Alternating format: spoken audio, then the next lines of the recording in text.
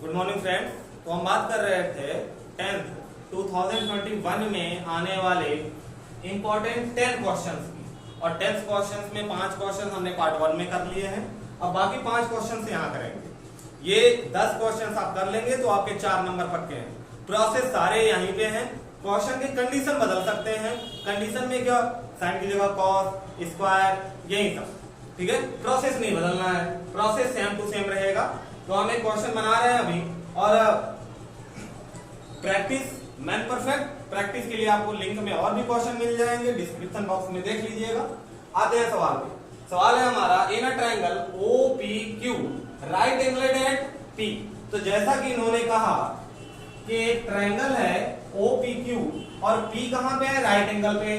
तो आपको पता है right angle mean that 90 degree समकोण। तो एक को नाम दे दिया O और दूसरे को नाम दे दिया क्या, Q। अब आगे क्या इन्होंने दिया भाई, O से लेके P की वैल्यू, O से P की वैल्यू कितनी 7, और दूसरे के लिए कंडीशन दिया हुआ है -3। तो हम क्या करेंगे कि कंडीशन को लेके चलेंगे। अच्छा, अगर हम इसमें पाइथागोरस थ्योरम अप्लाई करना चाहें तो पाइथागोरस थ्योरम क्या कहता है, हाइपोटेनियस का स्क्वायर इक्वल टू बेस का स्क्वायर प्लस परपेंडिकुलर का स्क्वायर। क्या इसे आगे पीछे लिख लो, कोई दिक्कत नहीं, प्लस में है, साइन के साथ होना चाहिए। अगर हाइपोटेनियस की बात करें तो हाइपोटेनियस का नाम यहाँ पे क्या है, OQ whole square. Base perpendicular क्या है भाई, PQ।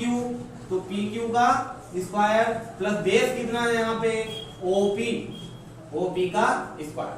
अब वैल्यू रख लेते हैं जरा। अब अगर हम यहाँ पे OQ की वैल्यू रखना चाहें तो OQ की वैल्यू हमें कहां से मिलेगी, गिवन है क्वेश्चन में, ठीक है। अगर यहाँ से OQ की वैल्यू निकालोगे तो 1 तो ऑलरेडी है, ये माइनस उधर जाके क्या बन जाएगा, प्लस PQ। क्लियर है बात। गिवन कंडीशन से हम OQ की वैल्यू निकाल लेंगे और यहाँ पे रख देंगे। तो OQ की जगह हमें क्या रखना है भाई, 1 प्लस PQ होल स्क्वायर है तो होल स्क्वायर लगा दिया। अगेन यहाँ पे किसकी वैल्यू है, OP की, PQ की नहीं है। तो PQ को PQ ही रहने दो, PQ का स्क्वायर, OP की जगह आपने रख लिया 7 का स्क्वायर। अब क्या आपको यहाँ पे दिख रहा है A प्लस B का whole square, formula apply, A plus B का होल स्क्वायर क्या आएगा, A square plus B square plus 2AB। A की जगह 1 है, 1 का मल्टीप्लाई कोई फैक्ट नहीं। इक्वल में क्या बचा आपके पास, PQ का स्क्वायर प्लस में 7 का स्क्वायर 49।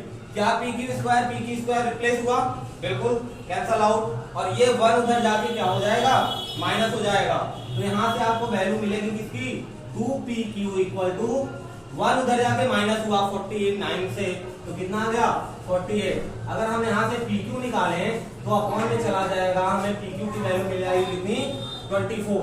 तो PQ क्या है आपका, परपेंडिकुलर, ये मिल गया कितना 24।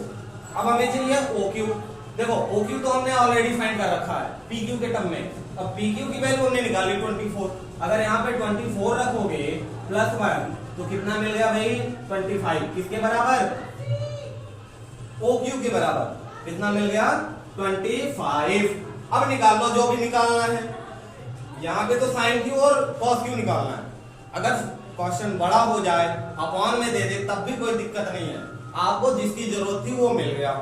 अकॉर्डिंग टू योर क्वेश्चन जो वैल्यू की जरूरत पड़ेगी उसे फाइंड करके वैल्यू पुट करके आंसर कर लेंगे।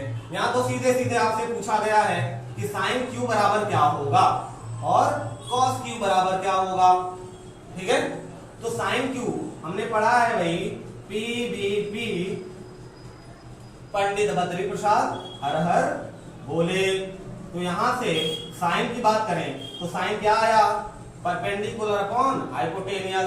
अब बता दो भाई Q के लिए यहां ध्यान रखना एंगल, क्या ध्यान रखना है, यहां एंगल का नाम है Q और Q है आपका यहाँ ऊपर।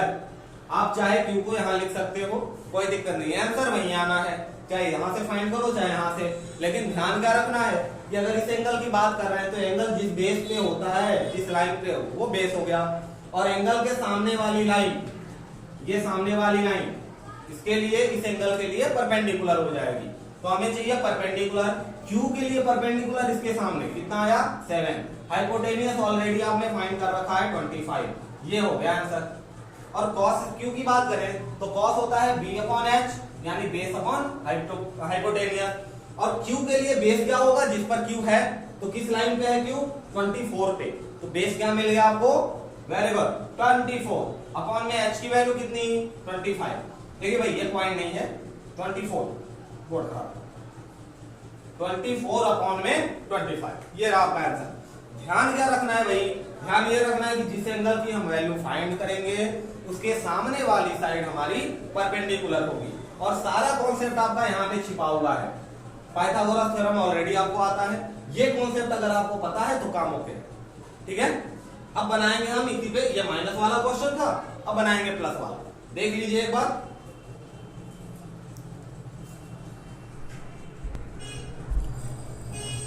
क्वेश्चन नंबर 6 की तरह, बिल्कुल क्वेश्चन नंबर 6 की तरह है क्वेश्चन नंबर 7।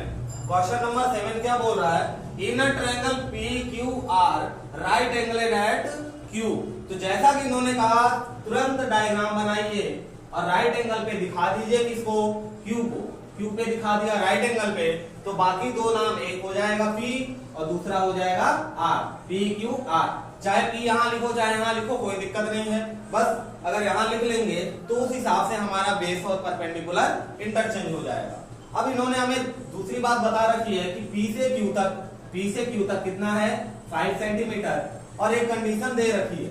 तो सेम जैसा हमने वहां किया था इसके पहले वाले क्वेश्चन में, यहाँ जब माइनस था तब भी और प्लस है तब भी सेम कंडीशन। क्या करेंगे भाई, यहाँ पे अप्लाई करेंगे पाइथागोरस थ्योरम। तो apply Pythagoras theorem in triangle PQR। PQR में जब आप पाइथागोरस थ्योरम अप्लाई करोगे तो हाइपोटेनियस PR का स्क्वायर बराबर होगा पर बेस का स्क्वायर और प्लस में परपेंडिकुलर का स्क्वायर, बेस का स्क्वायर प्लस परपेंडिकुलर का स्क्वायर। भाई अब यहाँ से आपको PR की वैल्यू यहाँ से मिल जाएगी, कंडीशन जो दिया हुआ है क्वेश्चन में। PR बराबर आपको क्या मिल गया यहाँ से 25, ये प्लस उधर जाके क्या बन गया माइनस का QR। लिख सकते हैं क्या, उठा के पुट कर दीजिए हम। तो PR की जगह आपने लिख लिया 25 माइनस QR और स्क्वायर लगा है तो होल स्क्वायर। अगेन PQ की वैल्यू कितनी है 5 का स्क्वायर प्लस RQ का स्क्वायर। A माइनस B का फॉर्मूला, A माइनस B का फॉर्मूला अप्लाई कर दिया तो A स्क्वायर यानी 25 का स्क्वायर कितना आएगा भाई 625 प्लस B स्क्वायर यानी QR का स्क्वायर माइनस आता है यहाँ माइनस 2AB 2A 25 2 और 25 दूनी 50 और B की जगह कितना है QR इक्वल टू क्या मिला भाई यहाँ से 25 और प्लस का क्या RQ का होल स्क्वायर। अब जरा देखिए QR स्क्वायर कैंसल आउट, नाम आगे पीछे से कोई दिक्कत नहीं है, ठीक है ये कैंसल आउट। बचा क्या यहाँ से, यहाँ माइनस में बचा है तो इस माइनस को उधर भेज के प्लस बना लेते हैं और 25 को इधर भेज के माइनस बना लेते हैं। तो माइनस 50 QR को उधर भेजा तो बन गया प्लस 50 QR और इक्वल टू 25 को इधर भेजा तो 625 में से 25 गया तो बचा कितना 600। अब जरा इसे डिवाइड में भेज के देख लेते हैं QR की वैल्यू। तो QR इक्वल टू भाई देखो 0 से 0 कैंसल और 60 में 5 से डिवाइड करो तो 12 पंचे 60 कितना आ गया भाई 12। QR की वैल्यू कितनी मिल गई आपको 12 मिल गई। तो Q से R आपने कितना लिख लिया 12। अब जरा अगर यहाँ पे QR की वैल्यू 12 पुट करो तो माइनस 25 बराबर कितना बचा 13, किसके बराबर PR। तो PR भी आपका निकल गया कितना 13। अब देखो यहाँ पे हाइपोटेनियस परपेंडिकुलर बेस तीनों मिल गए। अब जो वैल्यू आपको निकालनी है वो निकल जाएगी। क्या निकालनी है भाई साइन P। अब P देख लेते हैं एंगल कहाँ पे, एंगल यहाँ है, इस एंगल के लिए यही बेस होगा और ये परपेंडिकुलर हाइपोटेनियस तो अपनी जगह होता है। क्लियर है बात। तो साइन P क्या होता है भाई परपेंडिकुलर अपॉन हाइपोटेनियस। अब P के लिए परपेंडिकुलर इसके सामने कितना मिला 12, हाइपोटेनियस कितना है 30। ये रहा आंसर आपका। वैसे cos P निकाल लेंगे, cos P बराबर होता है बेस अपॉन हाइपोटेनियस और P के लिए बेस क्या है 5, P के लिए बेस 5 हाइपोटेनियस 13। क्लियर है बात। अगर हम tan P की बात करें, tan P क्या होता है भाई perpendicular upon base, perpendicular 12 base कितना 5। बिल्कुल हल्का सवाल, यहाँ पे ध्यान ये देना है ये वाला मैटर कि आप जब पाइथागोरस थ्योरम अप्लाई करोगे तो हाइपोटेनियस की जगह पे क्या रखो। क्लियर है बात? देख लीजिए,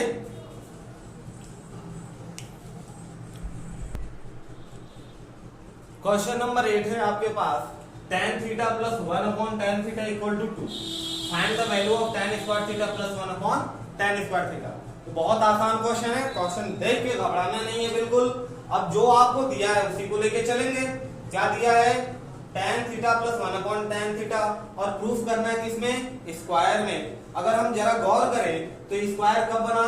अगर हम कह दें कि हमने लिख लिया tan theta plus 1 upon tan theta का होल स्क्वायर, तो इसका फॉर्मूला क्या होगा भाई? a स्क्वायर यानी tan square theta plus b square यानी 1 upon tan square theta plus 2 into ab। a की जगह क्या है? tan थीटा, और b की जगह क्या है? 1 अपॉन tan थीटा। a की जगह b की जगह। क्लियर है बात? अब tan से tan क्या हो गया? Cancel out. क्या आपको इसकी वैल्यू निकालनी है? जी बिल्कुल, इसकी वैल्यू निकालनी है। तो इसको रहने दो एक तरफ, और इसको उठा के 2 को ले आओ इस तरफ। अब जरा ये बताइए हमें कि tan theta plus 1 upon tan theta की वैल्यू क्या 2 रख सकते हैं? बिल्कुल रख सकते हैं। क्वेश्चन में दिया हुआ है तो हमने लिख दिया 2 इसकी जगह पे, और स्क्वायर लगातार स्क्वायर। अब इस 2 को प्लस का इधर लेके आएंगे तो क्या बन जाएगा भाई? माइनस का 2 का स्क्वायर 4 माइनस 2 बराबर किसके?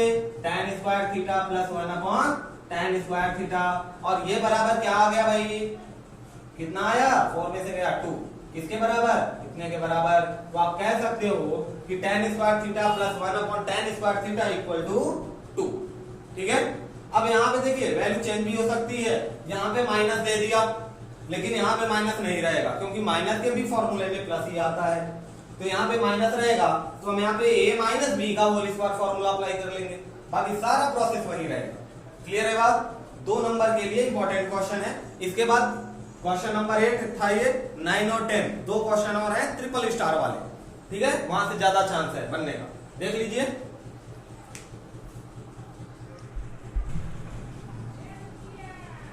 बिल्कुल आसान क्वेश्चन, क्वेश्चन नंबर 9, लेकिन इंपॉर्टेंट क्वेश्चन।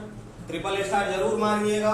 ठीक है, क्वेश्चन के कंडीशन बदल सकते हैं लेकिन प्रोसेस सब वही रहेगा। कंडीशन मींस दैट यहाँ पे वैल्यू चेंज हो सकती है, प्रोसेस सेम। ऐसे क्वेश्चन को कैसे करेंगे भाई? आपको देखना है कि प्रूफ क्या करना है, tan, और tan साइन और cos के रिलेशन में क्या होता है? साइन अपॉन cos होता है। तो हम साइन और cos को साइन अपॉन cos के टर्म में बनाने का कोशिश करेंगे।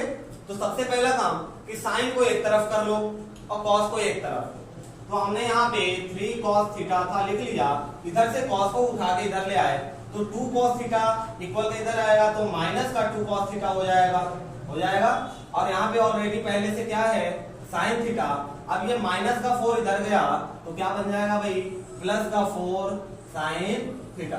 क्या ये दोनों माइनस होंगे? बिल्कुल होंगे, क्योंकि स्क्वायर तो है नहीं, दोनों सजाती हैं, एक जैसे हैं लाइक टर्म्स। तो कितना हो गया? 3 में से 2 गया 1 लिखते नहीं है, बचा क्या? cos theta. और ये तो जुड़ रहे हैं, 4 साइन थीटा और 1 साइन थीटा। कितने साइन थीटा? 5 sine theta. ठीक, अगर हम क्या बनाना है भाई? हमें tan बनाना है। tan कब होता है? साइन अपॉन में cos होता है। तो इस cos को भेज दो इधर और इस 5 को भेज दो इधर। तो भाई जब cos चला जाएगा इस साइड में इक्वल के दूसरी साइड, तो मल्टीप्लाई से जाएगा किसमें? साइन के डिवाइड में cos थीटा, और ये मल्टीप्लाई इक्वल के इधर आएगा तो फिर डिवाइड में आएगा, और cos की जगह कुछ नहीं तो 1 बचा, और ये डिवाइड में आके क्या बन गया भाई? 5, 1 अपॉन 5। अच्छा, आप इसको क्या लिख सकते हो? tan थीटा, फॉर्मूला पढ़ रखा है, tan थीटा पूछ कर था, आ गया। कॉन्सेप्ट क्लियर रहेगा तो कितना भी, अब यहाँ प्लस माइनस कुछ भी और ऐड कर दे उससे कोई फर्क नहीं पड़ता। कॉन्सेप्ट आपका क्लियर होना चाहिए, आंसर आपके पास। ठीक है, अब देखेंगे आखिरी क्वेश्चन। तो ये रहा ट्रिग्नोमेट्री से आपका आइडेंटिटी को छोड़ के, आइडेंटिटी के पहले का आखिरी 10वां क्वेश्चन। हमने 10 क्वेश्चन की बात की थी, अगर आपके 10 तैयार हैं तो 4 नंबर आपके फिक्स हैं। ठीक है, तो आपको ध्यान में रखना है। यहाँ कंडीशन देखिए, ये क्वेश्चन हमने अलग से उठाया है रूट एंगल बी और एंगल क्यू के लिए। हाँ, कई बार ऐसा हो सकता है कि आपसे बोला जाए एंगल बी इक्वल है एंगल सी के, तो देखिए ये एक ही ट्रायंगल की बात हो रही है, लेकिन बी और क्यू अलग अलग हो गए, यानी यहाँ पे दो ट्रायंगल है। एक ट्रायंगल हम मान लेंगे ट्रायंगल एबीसी और दूसरा हम मान लेंगे पीक्यूआर। तो पहले हम दो डायग्राम बना लेते हैं, और एक के राइट एंगल पे दे दिया बी को और दूसरे के सी को। नहीं राइट एंगल पे नहीं देंगे, कहां देंगे भाई? एक बी हमने क्या बोला गया है कि दोनों एक्यूट एंगल है, ये ध्यान में रख के चलेंगे। राइट एंगल पे नहीं मानेंगे बी और क्यू को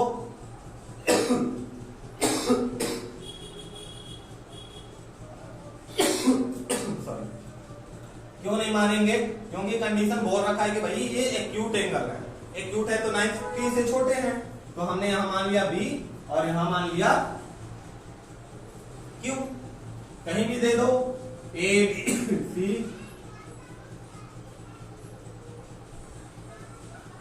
ठीक है, और ये हो गया किस पे? 90 डिग्री पे, ठीक। अब भाई अब जो हमें पहला कंडीशन दिया हुआ है, क्या दिया है? साइन बी इक्वल है साइन क्यू के, ठीक है भाई।